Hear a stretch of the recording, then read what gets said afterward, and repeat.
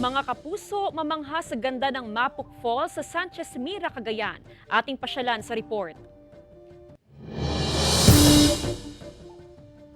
2 oras ang trekking mula sa highway ng Barangay Kitag, Sanchez Mira, Cagayan patungo sa nakatagong talon ng bayan, ang Mapuk Falls. Katumbas ng 3 palapag na bahay ang taas ng waterfalls. Unang bubungad sa trekkers ang level 1 waterfalls. Yung first level po niya, yun po yung pinaka mataas po yung tubig po. Yung basin po niya doon is mas suitable po for swimming. Hindi naman umano tataas sa 2 palapag na bahay ang second level at third level waterfalls.